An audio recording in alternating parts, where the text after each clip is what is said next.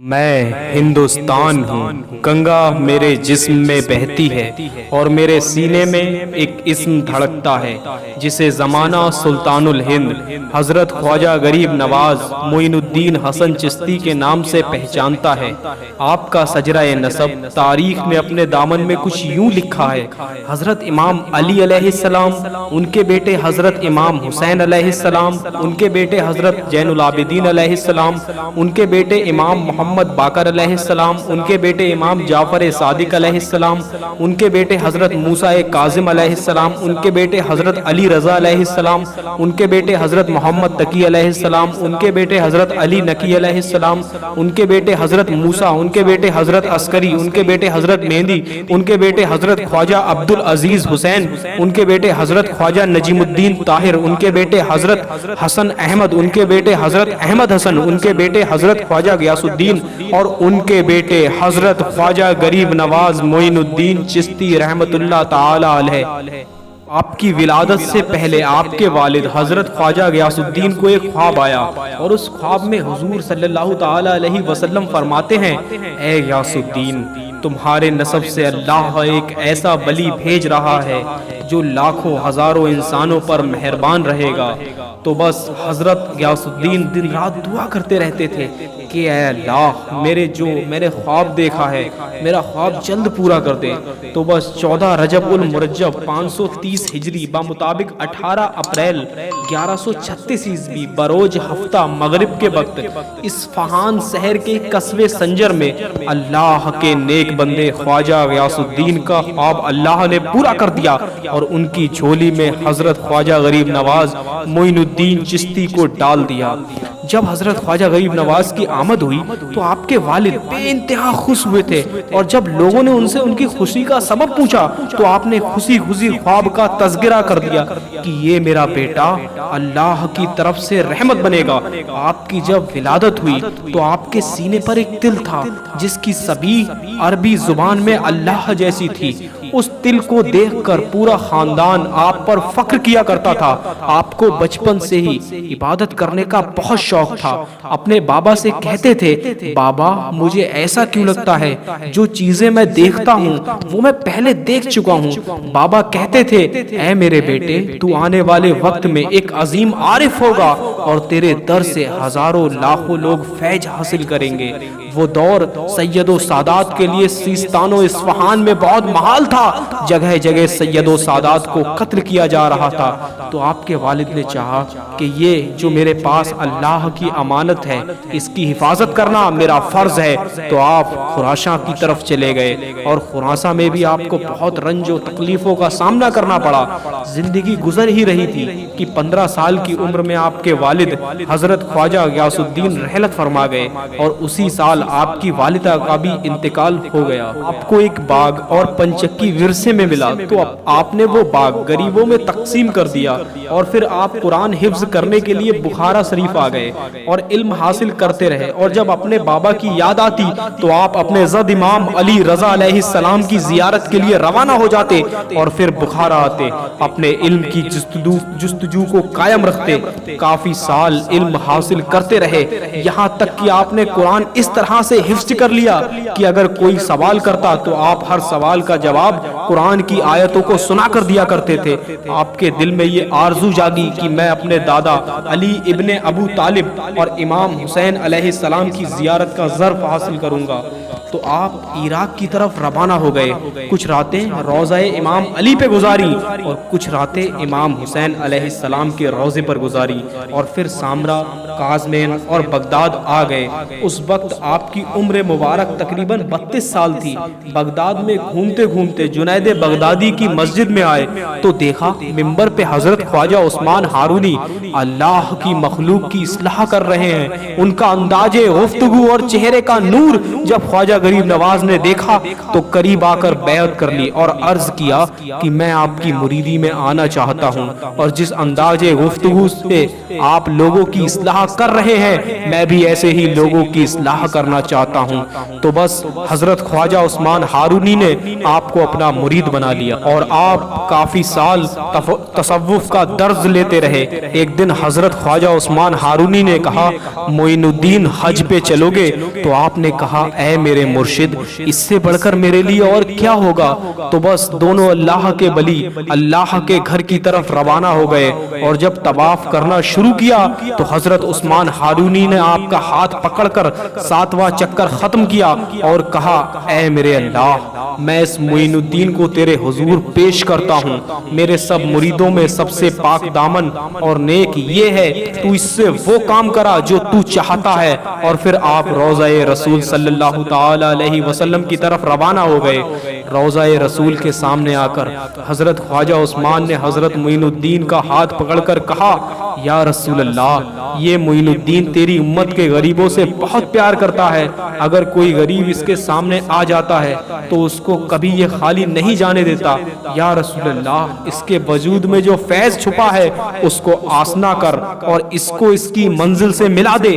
بس یہ دعا مانگ رہے تھے کہ حضرت خواجہ عثمان نے حضرت خواجہ معین الدین کی پیشانی کو چومنا شروع کیا۔ آپ نے عرض کیا اے میرے استاد آج آپ کی آنکھوں میں عجیب شفقت دیکھ رہا ہوں۔ تو آپ نے فرمایا اللہ کے حبیب نے تجھے غریب نواز کے لقب سے نواز دیا، آج کے بعد اگر تو کسی بھی غریب کے لیے کوئی دعا کرے گا تو اللہ وہ دعا رد نہیں کرے گا۔ اور پھر واپس اپنے گھر بغداد آ گئے۔ لیکن واپس بغداد آنے کے بعد خواجہ عثمان مسلسل چلے میں رہا کرتے تھے۔ ایک دن خواجہ غریب نواز کو بلایا اور کہا تو میرا وصی ہے، اپنا کرتا اپنے نالین عطا کی اور کہا جاؤ آج کے بعد اللہ کی مخلوق کی اصلاح کرتے رہو، میں نے تمہیں اجازت دے دی ہے۔ تو خواجہ غریب نواز مختلف گاؤں دیہات میں جا کر اللہ کی مخلوق کی اصلاح کرنے لگے اور ان کو دین حق بتایا کرتے تھے۔ آپ کے انداز گفتگو میں وہ مٹھاس تھی کہ جو بھی آپ سے بات کرتا تھا یا جو بھی آپ کی بات سنتا تھا وہ آپ کا مرید بن جاتا تھا۔ وہ وقت گزرتا رہا اور حج کا مہینہ آ گیا تو آپ اپنے تمام مریدوں کے ساتھ اللہ کے گھر کی طرف روانہ ہو گئے۔ حج کیا اور حج کے بعد سجدے میں سر رکھ کے کہا اے میرے اللہ میرے مریدوں کو جنت عطا فرما۔ حج کے بعد حضور صلی اللہ تعالی علیہ وسلم کے روضے پہ آئے اور کہنے لگے کہ یا رسول اللہ اب اس خادم کے لیے کیا حکم ہے؟ روضے پہ بیٹھ گئے، پورا دن وہاں گزارا۔ رات کو جب سوئے تو خواب میں حضور صلی اللہ تعالی علیہ وسلم آتے ہیں اور فرماتے ہیں معین الدین جاؤ میں نے تمہیں ہند کی سلطنت عطا کی، جاؤ اور وہاں لوگوں کی اصلاح کرو۔ تو بس آپ سیدھا بغداد آئے، بغداد کے بعد ملتان آئے، ملتان سے لاہور آئے اور اس کے بعد پٹیالہ اور پٹیالہ سے ازمیر آ پہنچے۔ ازمیر کا اصل نام آجا میر ہے۔ آجا کہتے ہیں سورج کو اور میر کہتے ہیں پہاڑ کو۔ 7ویں صدی میں ازمیر کی بنیاد رکھی گئی اور یہ علاقہ پرتھوی راج چوہان کی سلطنت تھا۔ اجمیر میں انسان کو اپنی ذات سے پہچانا جاتا تھا۔ غریب مفلس کو بار بار اس کی غریبی اور غربت کا احساس دلایا جاتا تھا۔ ظلم اس طرح سے عام تھا کہ مظلوم کی پکار کسی انسان تک نہیں پہنچتی تھی۔ تو بس خواجہ غریب نواز اپنے مبارک قدم لیے اجمیر میں پھرتے رہے۔ آپ کے ساتھ آپ کے 40 مرید بھی تھے۔ اجمیر کے لوگوں نے جب آپ کے چہرے کے نور کو دیکھا تو وہ حیران ہو گئے کہ ایسے باروب با علم انسان ہم نے پہلے کبھی نہیں دیکھا۔ گھومتے گھومتے آپ اس جگہ آ پہنچے جس جگہ کو وہاں کے لوگ سب سے کمتر سمجھتے تھے۔ آپ وہاں آ کے اپنے مریدوں کے ساتھ بیٹھ گئے۔ شام ہونے لگی تو کچھ لوگ آئے اور کہنے لگے او بابا اٹھو یہاں سے، یہاں پہ راجا کے اونٹ بیٹھتے ہیں۔ تو آپ حضرت خواجہ غریب نواز نے مسکرا کے کہا اللہ کی زمین وسیع ہے، جاؤ کسی اور جگہ پر اونٹوں کو بٹھا دو۔ انہوں نے کہا اے بابا اٹھو یہاں سے، یہ پرتھوی راج چوہان کے اونٹوں کے بیٹھنے کی جگہ ہے، جاؤ کسی اور جگہ بیٹھو۔ بس یہ کہنا تھا تو خواجہ غریب نواز اٹھے اور کہا بٹھاؤ اونٹوں کو بٹھاؤ، لیکن اونٹ بیٹھے ہی رہیں گے۔ اور وہاں ایک جھیل تھی جس کا نام انا ساگر تھا۔ آپ اس کی طرف روانہ ہو گئے اور اس کے ساحل پہ آ کے بیٹھ گئے۔ وہاں ہزاروں پنڈت تھے جو خواجہ غریب نواز کو عجیب نگاہوں سے دیکھ رہے تھے، لیکن آپ مسلسل اللہ کے ذکر میں مشروف عمل نظر آ رہے تھے۔ بس ایک رات گزر گئی، جب صبح ہوئی تو راجا کے سپاہی سب دوڑتے ہوئے آئے اور آ کر خواجہ غریب نواز کے پیروں پہ گر گئے اور عرض کرنے لگے، اے اللہ کے ولی، ہم سے غلطی ہو گئی ہے، ہم کافی دیر سے اونٹوں کو اٹھا رہے ہیں لیکن اونٹ اٹھنے کا نام ہی نہیں لے رہے ہیں، جیسے بیٹھے ہی رہیں گے۔ ہمارے راجا کا حکم ہے کہ اونٹ لے کے آؤ، لیکن اونٹ بیٹھے ہیں، ہماری مانتے ہی نہیں، اٹھتے ہی نہیں۔ خواجہ غریب نواز نے کہا، جاؤ، تمہارے اونٹ اٹھ چکے ہیں۔ جیسے ہی سپاہی وہاں پہنچے، انہوں نے دیکھا سب کے سب اونٹ اٹھے ہوئے ہیں اور ان کا سر خواجہ غریب نواز کے سامنے سجدے میں جھکا ہوا ہے۔ یہ منظر دیکھ کے سپاہی حیران ہو گئے اور یہ بات پرتھوی راج چوہان تک پہنچی۔ پورے شہر میں اس بات کا تشکرہ چلنے لگا، جیسے کہ پرتھوی راج چوہان ایک نجومی تھا اور اس کی ماں بھی نجومی تھی، تو انہوں نے ستاروں کے علم سے یہ جان لیا تھا کہ کوئی ایسا فقیر آئے گا جس کی بددعا سے اس کی سلطنت ختم ہو جائے گی۔ پرتھوی راج چوہان کو ڈر لگا کہ شاید کہیں یہ وہ فقیر تو نہیں۔ بس دن گزر رہے تھے، کچھ دنوں میں اس جھیل کے پاس بیٹھے پنڈت، یعنی دن گزر ہی رہے تھے، اس جھیل پہ پنڈت بیٹھے ہوئے تھے، وہ سب پرتھوی راج چوہان کے پاس آئے اور کہنے لگے، اے ہمارے راجا، ندی کنارے ایک فقیر آیا ہے، جیسے کہ وہ ذات میں ہم سے کم ہے، وہ ندی کنارے نماز پڑھتے ہیں، ندی کنارے ہی وضو کرتے ہیں، وہ ندی کے پانی کو ویسٹ کر رہے ہیں، ان کو ندی سے ہٹا دو۔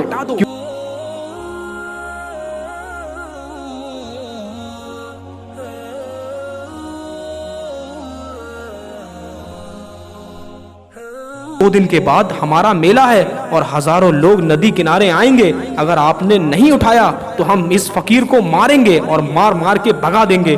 تو راجا نے کہا، تمہیں اجازت ہے، جاؤ جو چاہو کرو، ان سب کو بھگا دو۔ تو بس پنڈت انتظار میں تھے کہ خواجہ کے مرید آئیں اور جب وضو کے لیے پانی اٹھائیں تو ہم انہیں مار مار کر بھگا دیں۔ بس وہ بیچارے مرید جب وضو کے لیے ندی کا پانی اٹھاتے ہیں تو پنڈت لاٹھیاں لے کر اس طرح سے مارتے ہیں کہ وہ مرید بہت زخمی ہو جاتے ہیں۔ وہ مرید خواجہ صاحب کی بارگاہ میں پہنچ کر عرض کرتے ہیں، یا خواجہ غریب نواز، یہاں سے چلتے ہیں، یہاں کے پنڈت ہمیں مار رہے ہیں، وہ کہتے ہیں کہ تم ہمارا پانی گندا کر رہے ہو، برباد کرتے ہو۔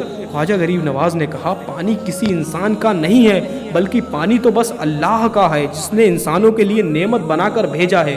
آؤ میرے ساتھ پنڈت سے بات کرتے ہیں، پنڈتوں سے بات کرتے ہیں۔ اور وہ وقت وہی تھا جب ہزاروں لوگ میلے کے لیے جمع ہوئے تھے۔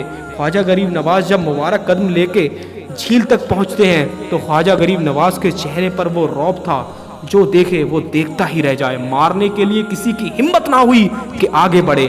بس خواجہ غریب نواز کہتے ہیں، تم کیا سوچتے ہو کہ یہ پانی تمہارا ہے؟ سب خاموش۔ ایک پنڈت نے کہا، ہاں یہ پانی ہمارا ہے اور ہم یہاں پہ اسنان کرتے ہیں۔ خواجہ صاحب نے کہا، اس پانی کا خالق ایک ہے، اس پانی کا مالک ایک ہے، جس کے نزدیک کوئی ذات کوئی دھرم نہیں ہے، وہ سب پہ مہربان ہے۔ ان پنڈتوں نے کہا کہ جاؤ بابا جاؤ، کسی اور جگہ جاؤ۔ خواجہ غریب نواز نے دیکھ کر کہا، ٹھیک ہے، ہم بس اپنے حصے کا پانی لے کر جا رہے ہیں۔ خواجہ نے ایک لوٹا جھیل میں ڈالا، جیسے ہی لوٹا جھیل میں ڈالا اور اوپر نکالا، جھیل کا پورا پانی اس لوٹے میں آ گیا۔ سب پنڈت حیران ہو گئے کہ یہ کیا ہو گیا اور خواجہ غریب نواز جھیل کو چھوڑ کے جانے لگے۔ بس خواجہ غریب نواز آگے آگے، ان کے مرید ان کے پیچھے چلتے اور ان مریدوں کے پیچھے ہزاروں لوگ جو اسنان کرنے کے لیے آئے تھے وہ قدموں پہ گر گئے اور کہنے لگے، اے اللہ کے ولی، ہمیں پانی دے دو، ہمیں معاف کر دو۔ خواجہ غریب نواز نے کہا، کبھی کسی انسان کو کم مت سمجھو، کیونکہ تمہیں کیا پتا جس کو تم کم سمجھ رہے ہو اللہ کے نزدیک وہ سب سے عزیز ہو۔ بس یہ کہہ کر خواجہ صاحب نے جیسے ہی اپنے لوٹے کا پانی جھیل میں ڈالا تو جھیل پھر سے ویسے ہی بھرنے لگی۔ اللہ کے ولی کا یہ معجزہ دیکھ کر وہاں جو لوگ بھی تھے وہ سب کے سب مسلمان بن گئے۔ یہ بات جب پرتھوی راج چوہان تک پہنچی تو وہ اور بھی ڈر گیا اور سوچنے لگا کہ یقیناً وہ یہی فقیر ہے جو میری سلطنت کو تباہ کرے گا۔ بس خواجہ غریب نواز کے مرید دن بدن بڑھتے رہے اور اس طرح مسلمان بھی بڑھتے رہے۔ پورے راجستھان میں ایک ہی اللہ کے ولی کا ذکر چل رہا تھا، جو پریشانی کے عالم میں ہوتا وہ آپ کے پاس آتا، آپ اس کے لیے دعا کرتے کہ وہ فیضیاب ہو جاتا۔ بے اولاد اولاد لے کے جا رہے ہیں، بے روزگار روزگار لے کے جا رہے ہیں، پریشان حال اپنی پریشانیوں کا علاج لے کر جا رہے ہیں۔ یہ بات پرتھوی راج چوہان کو محال لگی۔ اس نے خواجہ غریب نواز کی عزت کم کرنے کے لیے بڑے بڑے پنڈتوں اور جادوگروں کو بلایا اور کہا کہ اس فقیر کو ذرا بتاؤ کہ اسے کچھ نہیں آتا، لیکن جو بھی آتا وہ خواجہ غریب نواز کے ہاتھوں پہ بیعت کر کے ان کا مرید بن جاتا تھا۔ پرتھوی راج چوہان کے دربار میں اس کا جو سب سے بڑا عالم یعنی گیانی ویکتی تھا، جس سے وہ ہر مشورہ کیا کرتا تھا، اس کا نام سادھو رام تھا۔ اس نے کہا سادھو رام جاؤ اور اس فقیر کو ہٹاؤ، اس کو بتاؤ کہ اس کو کچھ نہیں آتا۔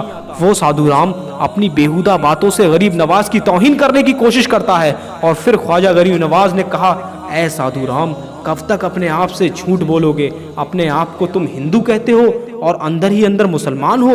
بس یہ کہنا تھا کہ سادھو رام گھبرانے لگا اور کہنے لگا اس بات کا علم سوائے خدا کے کسی کو نہیں تھا، اور آپ کے قدموں پہ گر گیا اور کہنے لگا یقیناً آپ سچ کہہ رہے ہیں، میں آپ کا مرید ہوں، میں مسلمان ہوں۔ بس جب اللہ کے ولی کا یہ معجزہ دیکھا تو سادھو رام سچ کہہ رہے ہیں، میں آپ کا مرید ہوں، میں مسلمان ہوں۔ بس جب سارے عالم تھک گئے تو پرتھوی راج چوہان نے جادوگروں کا سہارا لیا۔